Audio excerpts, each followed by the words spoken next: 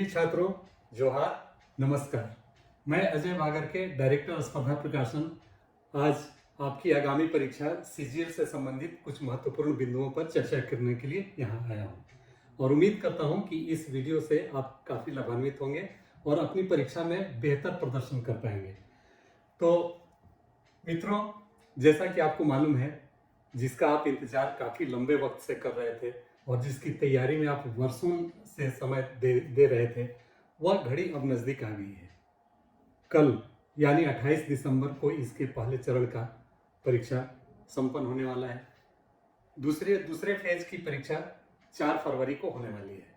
तो वैसे छात्र जो कल की परीक्षा में शामिल होने जा रहे हैं, वह अपने अपने परीक्षा केंद्र के लिए प्रस्थान कर चुके होंगे, क्योंकि जैसा कि आप अवगत हैं कि परीक्षा केंद्र शायद ही किसी को होम टाउन में मिला है, अन्यथा लगभग सभी छात्राओं को उनका केंद्र अपने गृह सिटी से दूर ही मिला है। तो बहुत सारे छात्रों ने रिक्वेस्ट किया था कि सर कृपया यह बताएं कि कैसे हम अपने परीक्षा में बेहतर प्रदर्शन करें। मित्रों, इतना तो तय है कि आप तैयारी पूरी कर चुके हैं, लेकिन फिर भी जैसे जैसे परीक्षा की घड़ी नज़दीक आ रही होगी, आपकी बेचैनी, आपकी घबराहट बढ़ रही होगी। तो ऐसे में कैसे आप अपना टेम्परामेंट शांत रखें और कैसे आप अच्छा से अच्छा प्रदर्शन करें, इसके लिए मैं चाहूँगा कि अपने अनुभव से मैं आपको कुछ उसके बारे में टिप्स दूं, क्योंकि मैं खुद ही बीपीएससी का टॉपर रहा हूं और पूर्व वन क्षेत्र पदाधिकारी भी रहा हूं। तो इसके अतिरिक्त भी कई सारी परीक्षाएं मैंने क्वालिफाई की है और यही नहीं, अपने गाइडेंस में बहुत सारे छात्रों को बहुत सारी परीक्षाओं के लिए मैंने तैयारी करवाई है और वह भी बेहतर परिणाम हासिल कर सके हैं। मैं भी चाहता हूं, पूरी स्पर्धा की टीम चाहती है कि आप आने वाले परीक्षा में सफल हों और स्पर्धा जो भी हो सकता है आपको इस दिशा में आपका प्रॉपर मार्गदर्शन करें। तो छात्रों, सबसे पहली बात जो इस परीक्षा के दौरान आपको ध्यान में रखनी चाहिए वह कि एक दिन पहले आप परीक्षा के बारे में चिंता करना बिल्कुल छोड़ दें। एक दिन पहले, अर्थात जो 28 तारीख को एग्जाम देने वाले हैं उनके लिए आज, वह अपने को पूरी तरह से नियति पर छोड़ दें, क्योंकि कहा भी गया है कि होई है सोई जेहि राम रचि राखा, को करी तर्क बढ़ा वही शाखा। जितनी भी तैयारी आपको करनी थी आपने कर ली है। भले आपको लग रहा हो कि अमुक तथ्य छूट गए हैं, अमुक सेक्शन छूट गए हैं, लेकिन कहीं ना कहीं अगर आपने ऑनेस्टली तैयारी की है पहले से, तो आपके अवचेतन मन में वो सारी बातें बैठी हुई है और समय पड़ने पर वह अनायास ही निकल आएगा और आप उसका उत्तर कर पाएंगे। तो पूरी तरह से चिंता मुक्त होकर आप अपने परीक्षा केंद्र के समीप जो भी आपके ठहरने की व्यवस्था है उसमें आप रहें और उसको आप ऐसा बनाएं कि ताकि आपका कल के दिन के लिए पूरी तरह से आज की रात या आज का दिन आपके लिए नॉर्मल हो और आप उसमें बेहतर कर सकें। तो मित्रों, मैं चाहूँगा कि जो दूसरी टिप्स के बारे में आपको सलाह दूं, आप वैसे सभी अवगत हैं, जानते हैं कि अगर परीक्षा के दिन आप तरोताज़ा नहीं महसूस करेंगे तो पूरी तरह से परीक्षा में अपना 100% नहीं दे पाएंगे। और इसके लिए ज़रूरी है कि परीक्षा के रात वाले दिन को आप गरिष्ठ भोजन न लें, क्योंकि आपको पता है कि यह परीक्षा काफ़ी लंबा खींचने वाला है। पूरा दिन आपका इस परीक्षा में जाने वाला है। पहला शिफ्ट आपका 8:30 बजे से शुरू हो जाता है, जो कि 2 घंटे 10:30 बजे तक चलेगा और क्वालिफाइंग नेचर का होगा। दूसरा, जो भाषा आपने चूज कर रखी है उसकी परीक्षा 11:30 से 1:30 तक चलनी है। फिर लंच आवर के बाद से 3 बजे से 5 बजे तक आपके तीसरे पत्र की परीक्षा होनी है। तो इस प्रकार से पूरा ही दिन आपका इस परीक्षा में जाने वाला है। तो शारीरिक रूप से आपको पूरी तरह से उस दिन अपने को सजग और स्वस्थ रखना है। इसके लिए आपको अपने खान पान पर नियंत्रण रखने की ज़रूरत है, क्योंकि अगर उस दिन किसी तरह से आपको पेट में समस्या आती है या आपको लूज मोशन या किसी अन्य तरह की आपको परेशानी होती है, तो उसके लिए आपके पास वक्त नहीं है। तो यह प्रथम आपका कर्तव्य है, काम है कि आप उस दिन वैसा ही खाना खाएं जिससे कि अगले दिन आपको परेशानी नहीं हो। दूसरी बात, आप देर तक उस रात न पढ़ें। अर्थात कल वाले परीक्षार्थियों के लिए सलाह है कि आज रात में देर तक आप बिल्कुल ही ना पढ़ें, क्योंकि वैसा अगर आप करेंगे तो फ्रेश आप नहीं रहेंगे और हो सकता है कि आप ज़्यादा दुविधा में रहें और आने वाले प्रश्नों का हल भी आप न कर सकें। तो इसलिए आप देर तक कतई न पढ़ें, आप जल्दी सो जाएं, जल्दी उठकर तैयार हो लें और परीक्षा केंद्र के बारे में परीक्षा केंद्र पर पहुंचने की कोशिश करें, क्योंकि हर हाल में आपको समय से पूर्व परीक्षा हॉल में पहुंच जाना चाहिए।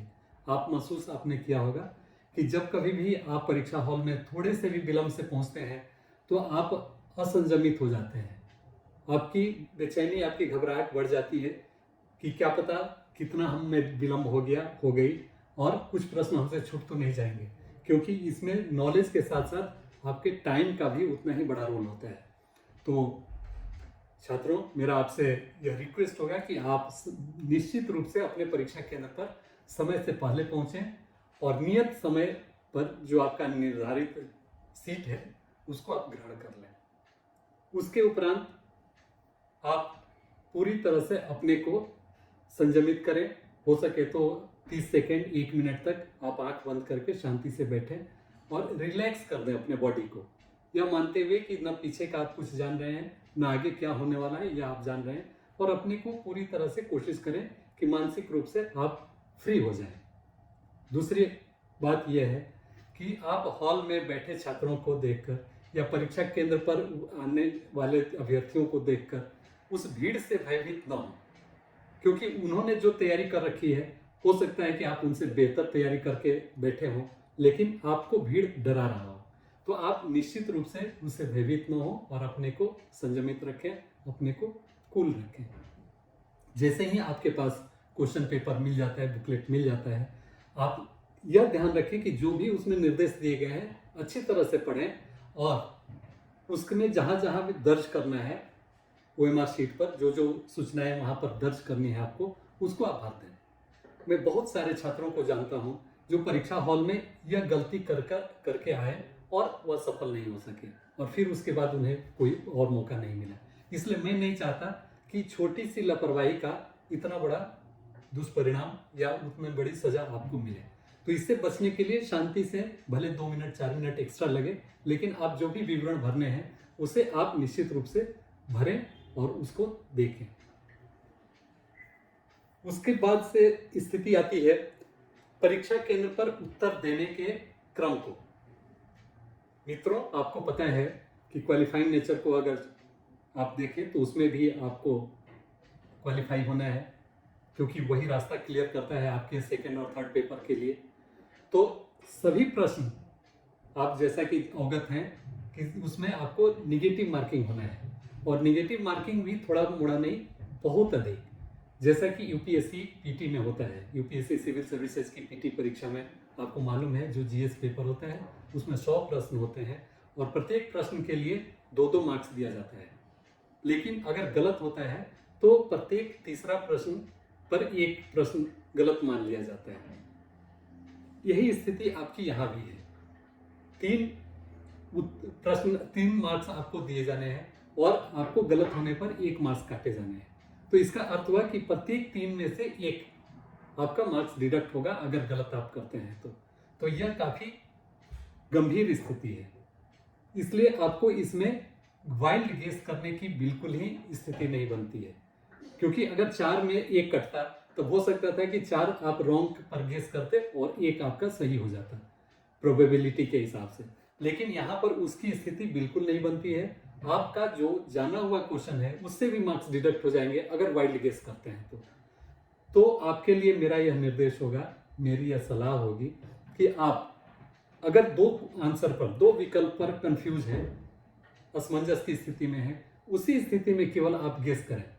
अदरवाइज अगर आप उस प्रश्न के बारे में बिल्कुल नहीं जानते हैं और लगता है कि ये हो सकता है, वो हो सकता है, तो उसमें आप बिल्कुल ही न जाएं, उस चक्कर में न पड़े, उस प्रलोभन में न पड़े। क्योंकि जहां कहीं भी निगेटिव मार्किंग होता है यह याद रखें कि उसमें कट ऑफ बहुत डाउन होता है, और उस स्थिति में आप अगर कहीं पर मिस्टेक कर देते हैं, कहीं लालच में पड़कर वाइल्ड गेस करते हैं, तो एक आध क्वेश्चन का भी अगर आपका डिडक्शन हो गया तो उसमें आप बहुत बड़े लूजर होंगे। तो मित्रों, मेरा ये आग्रह होगा कि आप वैसा बिल्कुल न करें और आप रिलैक्स होके जो भी जितने भी प्रश्न आप जानते हैं उनका आप मार्क्स उसका आप उत्तर देकर आए। या नहीं सोचें कि आपने इतना कम प्रश्नों का उत्तर दिया है। हो सकता है कि आपके कंपटीटर्स उससे भी कम प्रश्नों का उत्तर दिए हों, या अगर अधिक भी दिए हों और ज़्यादा वो गलत करके आ रहे हों, तो उसमें आपकी बेहतर स्थिति बनेगी।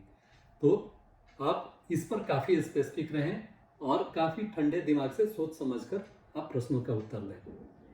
इसके बाद आती है जो गैप हैं, परीक्षा में जो भी गैप हैं उसका आप बिल्कुल ही पढ़ने में यूटिलाइज नहीं करें। आप उस समय एकदम रिलैक्स रहें, कोई अच्छी अगर स्मृति है उसको ध्यान में रखें और उसके अनुरूप नेक्स्ट परीक्षा में आप शामिल हों और उसमें कोशिश करें कि अधिक से अधिक आप अंक ला सकें, अधिक से अधिक प्रश्नों का उत्तर दे सकें। तो मित्रों, उम्मीद है कि ये जो कुछ टिप्स हमारे हैं वो आपके काम आए होंगे। निर्देश आप पढ़ ही लिए होंगे क्योंकि बहुत पहले ही निर्देश जारी कर दिया है जेएसएससी ने, उसको आप अच्छी तरह से पढ़ेंगे और ओएमआर शीट भरते समय आप बिल्कुल ही स्पेसिफिक होंगे कि उसमें कहीं भी आपका ऐसा तो नहीं कि सीक्वेंस सीरियल नंबर गलत हो, क्योंकि कभी कभी आप अगर एक बार उसका सीक्वेंस गलत कर देते हैं तो उसके बाद आगे में भी आपका वैसे ही सीक्वेंस चल जाता है और उसका परिणाम यह होता है कि फिर आप रिकवर नहीं कर पाते हैं। तो उस स्थिति में काफ़ी अधिक आपको क्षति हो जाती है और जाने हुए प्रश्न भी आपके गलत हो जाते हैं, क्योंकि आपको पता है कि जो भी ओएमआर सीट है वो कोई व्यक्ति उसको इवेलुएट नहीं करता है, या एक प्रश्न के लिए आप दो ऑप्शन पर टिक नहीं कर सकते हैं, काला नहीं कर सकते हैं। उस स्थिति में आपको इस पर काफ़ी स्पेसिफिक होना है और काफ़ी ध्यान से उसको भरना है। जो जो प्रश्न आपने छोड़े हैं उनको आप एक बार अंत में अगर समय परमिट करता है तो आप देखें। अगर मैं तीसरे प्रश्न पत्र की बात करूं तो मेरा आपसे रिक्वेस्ट होगा कि आप मैथ वाले सेक्शन को सबसे अंत में करें और कोशिश करें कि जो और अन्य सेक्शन है, जीके का, साइंस का, कंप्यूटर का, या इवन मेंटल एबिलिटी का, उन झारखंड करें जीके का, इन सारे प्रश्नों को जल्दी से जल्दी कोशिश करें कि वो हो, ताकि मैथ्स में जो कि टाइम कंज्यूमिंग है होता है, जिसको सॉल्व करना पड़ता है, उसके लिए आप कुछ समय बचा सकें और उन प्रश्नों को आप दे सकें। तो मित्रों, मैं अपनी पूरी स्पर्धा प्रकाशन की टीम की ओर से आपके लिए इस अवसर पर शुभकामनाएं देता हूं और उम्मीद करता हूं कि आप स्पर्धा की बुक से जितना भी फायदा लिए होंगे, उसका जितना भी अध्ययन किए होंगे, उसका लाभ आपको इस परीक्षा में मिलेगी और आप निश्चित रूप से जिस उद्देश्य से इस परीक्षा को दे रहे हैं, जिस गंभीरता से ले रहे हैं, वह आपको फल देगा। आप सफल होंगे और अपना, राज्य का, परिवार का, राष्ट्र का नाम रोशन करेंगे। तो आज के लिए बस इतना ही। धन्यवाद। नमस्कार।